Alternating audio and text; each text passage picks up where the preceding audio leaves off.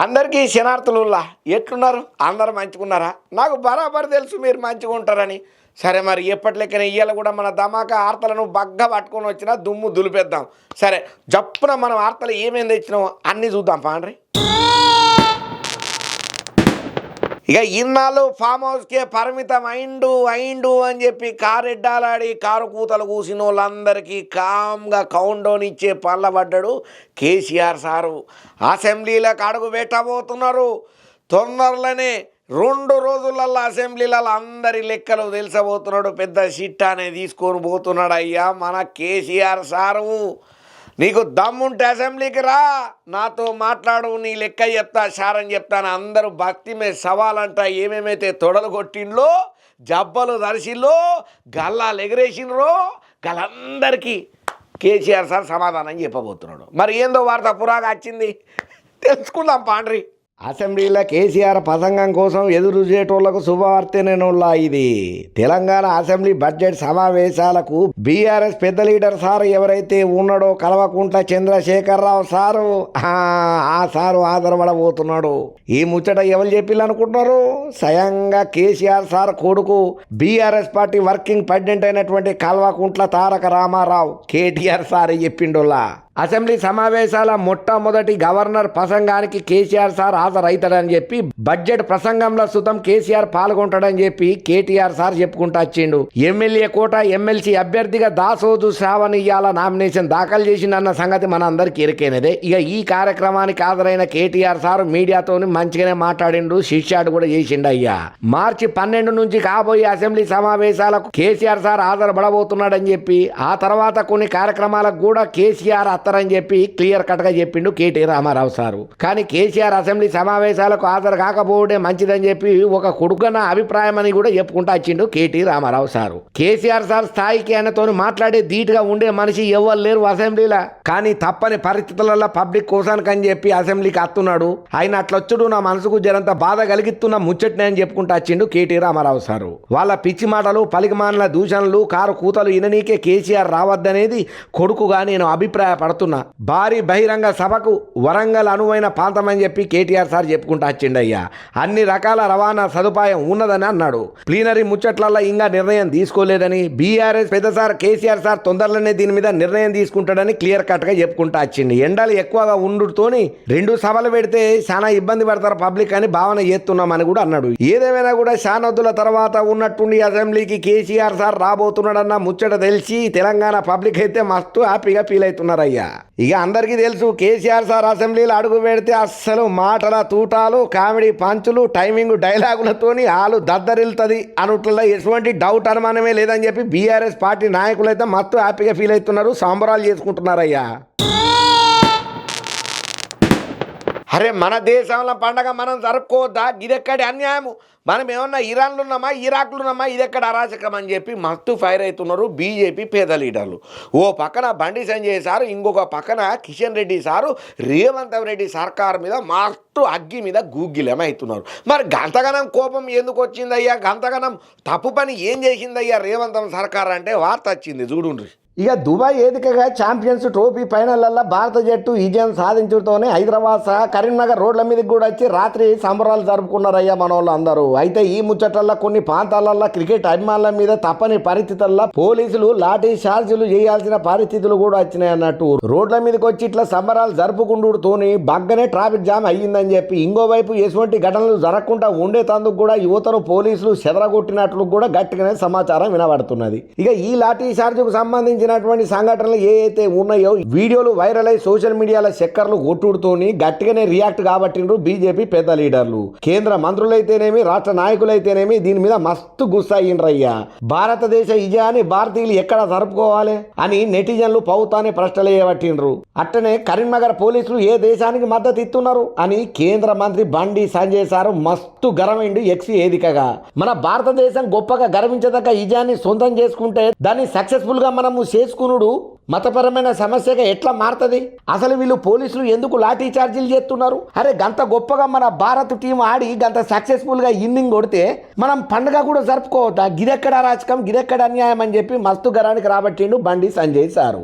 అరే శాంతి భద్రతల సమస్యలను సృష్టించడానికే ఎందుకు గంత ఆసక్తిగా ఉన్నారు? తెలంగాణ పోలీసులు మాకు సమాధానం చెప్పాలని చెప్పి డిమాండ్ కూడా బాగానే చేసిండయ్యా. ఇక అదే విధంగా విజయోత్సవాలను తెలంగాణలోని కాంగ్రెస్ ప్రభుత్వం అనుమతి ఇవ్వకపోవడం సిగ్గు సేట్ అని చెప్పి కేంద్ర మంత్రి కిషన్ రెడ్డి సార్ కూడా ఎక్స్ వేదికగా మస్తు గరానికి వచ్చి రియాక్ట్ అవ్వకుండా శాన్నే మాటలు మాట్లాడబట్టిండు. ఏదేమైనా ఈ కాంగ్రెస్ పరిపాలన వచ్చిన తర్వాత అరే సంబరంగా కూడా ఉండొద్దా? అరే మన ఇండియా గెలిచినందుకు మనం ఆనందంగా సంబరాలు కూడా జరుపుకోవద్దా? గిదెక్కడి అరాచకం, గిదెక్కడి పాలన, గిదెక్కడి దాల్చికం పోలీసులదని చెప్పి మస్తు ఫైర్ కాబట్టిండ్రు ఇంకా బీజేపీ నాయకులు చాలా మంది.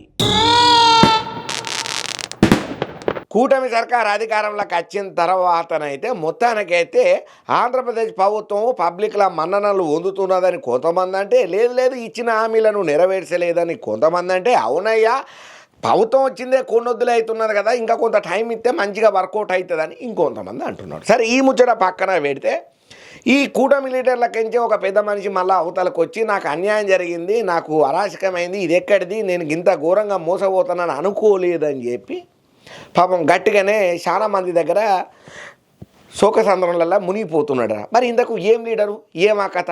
దానికి తోడు ఇప్పుడు జనసేన పార్టీకి సంబంధించినటువంటి ఆవిర్భావ సభ ఉన్నది కదా, అదే పుట్టినరోజు వేడుక లాంటిది జయ్యనికే పెద్ద ఎత్తున జనసేన పెద్ద లీడర్లు అందరూ గట్టిగానే ప్రయత్నాలు చేస్తుంటే ఈ పిడుగు లాంటి ముచ్చట వచ్చేసరికల్లా అందరూ షాక్లు ఉన్నారట. మరి ఆ కథ ఏందో, ఎవలా లీడరు, ఏమైంది స్టోరీ అర్చుకుందాం పాండ్రి. జనసేన ఆవిర్భావోత్సవానికి పిఠాపురం సన్నద్ధమవుతున్న ఏలా ఒక పిడుగు లాంటి వార్తనే ఇప్పుడు సోషల్ మీడియాలో చక్కర్లు కొడుతున్నది. జనసేన పిఏసీ చైర్మన్ మంత్రి నాదెళ్ల మనోహర్ సారు పిఠాపురం పవన్ కళ్యాణ్ అడ్డా అని చెప్పుకుంటా వచ్చిండు. ఓ వైపేమో జనసేన అధినేత AP deputy CM Pawan Kalyan sir, ఇంకోవైపు టీడీపీ సీనియర్ నేత మాజీ ఎమ్మెల్యే వర్మ మీద కీలక మాటలే మాట్లాడుకుంటూ వచ్చిండు. ఇక వర్మ చాలా సీరియస్ పొలిటీషియన్, వాళ్ళ పార్టీ అయిన విషయంలో నిర్ణయం తీసుకుంటుంది, అది ఆ పార్టీ అంతర్గత వ్యవహారం అని చెప్పి క్లియర్ కట్గా చెప్పుకుంటూ వచ్చిండు. వర్మను గౌరవించుకున్నట్లల్లా మాకు ఎటువంటి అభ్యంతరం లేదు, వర్మకి చెక్కు పెట్టాల్సిన అవసరం మాకేముంటదయ్యా అని ఎదురు ప్రశ్న వేసిండు నాదెళ్ల మనోహరం సారు. ఇక పవన్ కళ్యాణ్ సెక్యూరిటీ ముచ్చట్లల్లా డిపార్ట్మెంట్ తో పాటు పార్టీ పరంగా మేము కూడా చూసుకుంటాం, సభా ప్రాంగణంలో 75 సీసీ కెమెరాలను కూడా ఏర్పాటు చేస్తాం, పిఠాపురం పబ్లిక్ కృతజ్ఞతలు చెప్పనికనే ఈ సభను ఏర్పాటు చేసినామని అన్నారు. ఇక ఈ నెల 14వ తేదీన సోమవారం 4 గంటలకు జనసేన ఆవిర్భావ దినోత్సవ సభ బ్రహ్మాండంగా అంగరంగ వైభవంగా స్టార్ట్ కాబోతున్నదని చెప్పి నాదెళ్ల మనోహర్ సారు భాష సంస్కృతిని గౌరవించుకునేటట్టు సభ జరుగుతుందని, సభ పూర్తయిన తర్వాత పారిశుద్ధ్యం బాధ్యత కూడా మేమే తీసుకుంటాం, భారతదేశంలో ఏ పార్టీ కూడా ఈ విధంగా పర్యావరణం కూడా ఆలోచించి ఉండదని అన్నారు జనసేన పిఏసీ చైర్మన్ మంత్రి నాదెళ్ల మనోహరం సారు. అయితే జనసేన పార్టీ 12వ ఆవిర్భావ దినోత్సవాన్ని ఈసారి పిఠాపురం వేదికగా నిర్వహణ చేసేందుకు ఏర్పాట్లు పూర్తి చేస్తున్నది జనసేన పార్టీ. కూటమి ప్రభుత్వంలో కీలక భాగస్వామిగా మారుడు, పార్టీ అధినేత డిప్యూటీ సీఎం అవుడు, కీలక శాఖలను జనసేన చేత దిక్కించుకున్న తర్వాత జరుగుతున్న తొలి ఆవిర్భావ దినోత్సవం కాబట్టి చాలా ప్రతిష్టాత్మకంగా తీసుకొని విజయవంతం చేయనికే ప్లాన్ చేస్తున్నది జనసేన పార్టీ. ఇక ఈ సభ వేదికగా పార్టీ శ్రేణులకు దిశానిర్దేశం చేయనున్నారు జనసేన పార్టీ పెద్ద పవన్ కళ్యాణ్ సారు. ఏదేమైనా ఓ వైపు పిఠాపురంలో 12వ ఆవిర్భావ దినోత్సవాన్ని అంగరంగ వైభవంగా ఏర్పాట్లు చేస్తుంటే అక్కడ పిఠాపురంలో మాత్రం ఉన్నట్టుండి టీడీపీ సీనియర్ లీడరు మాజీ ఎమ్మెల్యే అయినటువంటి వర్మ ఘాటు మాటలే మాట్లాడుకుంటూ వచ్చిండు. పిఠాపురము నా స్థానము, నేను ఎంతో కష్టపడి పవన్ కళ్యాణ్ గెలిపియనికే పవన్ కళ్యాణ్ కోసం చంద్రాల్ సార్ చెప్పిండన్న ఒకే ఒక్క కారణంతో నేను ఆ సీటును త్యాగం చేసిన, పవన్ కళ్యాణ్ కోసం నా కోరికలను వదిలేసుకున్నా, అటువంటి నాకు అన్యాయం జరిగింది, నాకు పార్టీలో ఇవ్వాల్సినటువంటి ప్రాధాన్యం వాళ్ళు ఇస్తలేరు, ఇది ఎంతవరకు కరెక్టు, నాకు జరిగినటువంటి మోసం అన్యాయం ఇది చాలా దారుణం, నాకు ఎమ్మెల్సీ టికెట్ ఇస్తారని ఆశపడ్డా కానీ అందులో కూడా నన్ను బంగుపాటకు గురి చేసినారంటే వీళ్ళని ఏమన్నాడు చెప్పుండ్రని చెప్పి చాలా మంది దగ్గర భావోద్వేగంతో గట్టిగానే దుఃఖపడ్డట్టుగా అన్ని ముచ్చట్లు మనకు సోషల్ మీడియాలో వినబడుతున్నాయి. కానీ ఎన్నిటిని మాత్రం నాదెళ్ల మనోహరం సార్ మాత్రం ఒక్క పెట్టున కొట్టిపడేసిండు. మీకు ఏమున్నా కూడా మీరు పార్టీ అంతర్గతంగా మీరు మాట్లాడకూడదు తప్ప దానికి జనసేనకు ఆపాదం చేయకండి. ఈ పిఠాపురం అనేది పవన్ కళ్యాణ్ అడ్డా, ఇప్పుడు కాదు ఎప్పటి నుంచో పిఠాపురం అని పవన్ కళ్యాణ్ ఖర్చు వేసుకొని కూర్చున్నాడు. కాకపోతే నువ్వు ఆ ప్లేస్ లో ఉన్నావు కాబట్టి నిన్ను కొంచెం రిక్వెస్ట్ రిక్వెస్ట్ చేసి చంద్రాల సార్తో మాట్లాడి ఆ సీటును మేము తీసుకున్నాం తప్ప మేము ఎవరిని లూటీ చేయలేదు, ఎవరిని మోసం చేయలేదు, ఎవరికి ఎన్నుపోటు పొడవలేదు, ఒక్కసారి గమనింతురు కాక అని చెప్పి ఒక చిన్న రిక్వెస్ట్ అయితే చెప్పుకుంటూ వచ్చిండయ్యా. ఏదేమైనా కూడా ఒక పక్కనేమో వర్మ ఇప్పుడు యాంటీగా పోతున్నాడు, ఇంకో పక్కనేమో ఆవిర్భావ దినోత్సవం సందర్భంగా ఒక లొల్లి, ఇంకో పక్కనేమో లోకేషన్ సార్ ను డిప్యూటీ సీఎం చేయాలని ఇంకో పంచాయతీ. అసలు కూటమి సర్కారులలో ఏం జరుగుతున్నది, వీళ్ళకు ఏమైతున్నది అనేది ఎవరికి అర్థమైతలేదు. ఈ రాజకీయాలే అట్లా పాడుపడతాయి. ఇవాళ సపోర్ట్ చేసిన వాళ్ళే రేపు మనల్ని తిడతారు, రేపు తిట్టిన వాళ్ళే ఎల్లుండి మనకు సెలవు కప్పి సన్మానం చేస్తారని చెప్పి కారెడ్డాలు ఆడుకుంటా కామెంట్లు పెట్టబట్టిండ్రు. ఇప్పుడు ఈ పిఠాపురం పంచాయతీనంతా కల్లారా చూస్తూ ఈ టీడీపీ సీనియర్ లీడరు మాజీ ఎమ్మెల్యే వర్మ చేసిన మాటలు విన్న పాతి ఒక్కలు. ఈ బీఆర్ఎస్ బీజేపీ ఒకటే, చీకటి ఒప్పందం అయ్యింది. వీళ్ళను నమ్మటానికి వీల్లేదు. నేను కంపల్సరీ ఛాలెంజ్ చేసి చెప్తానా, వాళ్ళిద్దరు వేరు కాదు, ఒక్కటే. నన్ను కూడా ప్రలోభపరిచే మాటలతోని మాయ మాటలు చేసి గారడి చేద్దామని నన్ను చూసిండ్రు, కానీ నేను నెగ్గలేదు, తగ్గలేదు, వాళ్ళకు ఒగ్గలేదు అని చెప్పి ఎవరన్నారు ఎరకనా? లేడీ అమితాబ్ బచ్చన్ మేడం అన్నది. మరి ఆ మేడం ఎందుకు అన్నది, ఎవరి మీద అన్నదో అరుచుకుందాం పాండ్రి. ఇక కాంగ్రెస్ మహిళా నాయకురాలు విజయశాంతి మేడం 10 పచ్చల మీద మళ్ళా మొదలు పెట్టిందయ్యా ఘాటు మాటలు మాట్లాడు. ఎమ్మెల్యే కోట, ఎమ్మెల్సీ కోట అభ్యర్థిగా ఏఐసిసి విజయశాంతిని ప్రకటించిన ముచ్చట్లల్లా ఓ మీడియా సంస్థకి ఇచ్చిన ఇంటర్వ్యూలా ఈ విజయశాంతి మేడం మాట్లాడుకుంటూ వచ్చింది. రాష్ట్రంలో బీజేపీ బీఆర్ఎస్ ల మధ్య లోపాయకారి ఒప్పందం అయ్యిందని చెప్పి జరంతా గట్టిగానే కామెంట్లు గరంగానే పెట్టుకుంటూ వచ్చింది. మేము తెలంగాణలో ఉద్యమకారులమని, ఉద్యమకారునిగా కాంగ్రెస్ ప్రాధాన్యం ఇచ్చిందని చెప్పి చెప్పుకుంటా వచ్చింది అయ్యా. బీఆర్ఎస్ నాయకుల లెక్క అడుక్కోనికే మేమేం బిచ్చగాలం కాదని చెప్పి గట్టిగానే గరమైంది. కేసీఆర్ ను ఓడించేందుకు బీజేపీ నాయకులు నన్ను పార్టీలకు ఆహ్వానం చేసిండ్రు, కానీ లోపల మాత్రం బీజేపీ బీఆర్ఎస్ తోని చీకటి ఒప్పందం చేసుకున్నారని చెప్పి చెప్పుకుంటా వచ్చింది. అందుకే నేను బీజేపీ నుంచి బయటకు వచ్చినాను కూడా చెప్పుకుంటా వచ్చింది. బీసీ మహిళా నేతగా నా అవసరాన్ని కాంగ్రెస్ ఎరగబట్టింది, అందుకే నాకు ఎమ్మెల్సీ సీటు ఇచ్చిందని చెప్పి చెప్పుకుంటా వచ్చింది అయ్యా విజయశాంతి మేడం. ఇక పార్టీలో కష్టపడి పనిచేసిన వాళ్లకు తగిన గౌరవం లభిస్తుందని చెప్పుకుంటూ వచ్చింది. నన్ను క్యాబినెట్లకు తీసుకున్నట్టు మీద అధిష్టానం ఏం నిర్ణయం తీసుకుంటే ఆ నిర్ణయం మేరకే నేను నడుచుకుంటా అని చెప్పి విజయశాంతి మేడం చెప్పుకుంటూ వచ్చింది. ఏదేమైనా కూడా పాపం చాలా ఏళ్ల తర్వాత మేడంకు రాక ఎమ్మెల్సీ సీట్ అయితే వచ్చిందిలా. ఏదేమైనా ఎందుకంటే విజయశాంతి మేడం అంటేనే మాటల తూటాలు, firebrand, lady Amitabh Bachchan అని అంటారు. సినిమాలలో ఎన్నో అష్టకష్టాలు పడి ఆటుపోట్లు తిని బగ్గనే రాణించింది, కానీ ఈ రాజకీయంలలో మాత్రం అంత అనుకున్నంతగా సక్సెస్ఫుల్ గా రన్ చేయలేకపోతున్నది. ఎందుకనంటే మరి నమ్మక ద్రోహమే జరుగుతున్నదా, లేకపోతే పార్టీ సిద్ధాంతాలు చేరక ముందు నచ్చుతలేవా, చేరిన తర్వాత నచ్చుతలేవా మనకు తెలియదు, కానీ మేడం మాత్రం చాలా పార్టీలే మారింది. ఇంకా అంతేకాకుండా తల్లి తెలంగాణ పార్టీ అని కూడా ఏర్పాటు చేసుకొని అందులో కూడా ఫెయిల్ అయిపోయి శివరాఖరికి ఆ పార్టీని అయితే ఎత్తేసింది. సరే ఏదేమైనా కాంగ్రెస్ అధిష్టానం చెప్పినట్టు నడుచుకుంటా అంటున్నది విజయశాంతి మేడం కాబట్టి తెలంగాణ పబ్లిక్ కు అవసరమయ్యే అన్ని అవకాశాలు కల్పించుకుంటా, పబ్లిక్ కు ఫైదా అయ్యే మంచి పనులు చేసుకుంటా ప్రజాపాలనలో అద్భుతంగా ముందుకు పోవాలని చెప్పి మనం సుతం కోరుకుందాం.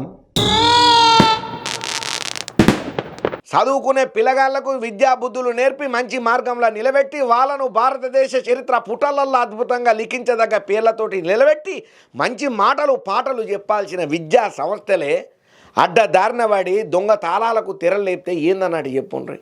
ఈ మాట వింటే మీకు మత్తు కోపం వస్తున్నది కదా. గిట్లా అడ్డదారులు తొక్కి దొంగసాటుగా కట్టలను మూటలు కట్టుకొని బ్లాక్ మనీని సంపాదించుకునే ఇటువంటి విద్యా సంస్థలు ఉన్నంతకాలం సమాజం బాగుపడదు, పిల్లల భవిష్యత్తు అంతకంటే బాగుపడదు. ఇప్పుడు ఈ పిల్లల తల్లిదండ్రులకు ఏం సమాధానం చెప్తారు వీళ్ళని చెప్పి అందరు కారెడ్డాలు ఆడుకుంటా గట్టిగానే కౌంటర్లు ఇవ్వబట్టిండ్రు ఈ పెద్ద విద్యా సంస్థ చేసినటువంటి అడ్డమైన పనికి. మరి ఏమైందయ్యా ఏమా కదా పురాగంటే వార్త తెచ్చినా చూడుండ్రి. ఇక దేశవ్యాప్తంగా శ్రీ చైతన్య విద్యా సంస్థలు ఏవైతే ఉన్నాయో అన్నిటి మీద ఐటీ అధికారులు దాడులను నిర్వహణ చేసిండ్రయ్యా. విద్యార్థుల నుంచి అత్యధికంగా ఫీజులను వసూలు చేసుకుంటా పన్నులు చెల్లించకుండా ఎగరెత్తున్నారన్న ముచ్చట్లల్లా ఏవైతే ఆరోపణలు వచ్చినాయో ఇక ఈ ఆరోపణల కోసానికి అని చెప్పి సౌదాలను చేపట్టిండ్రయ్యా.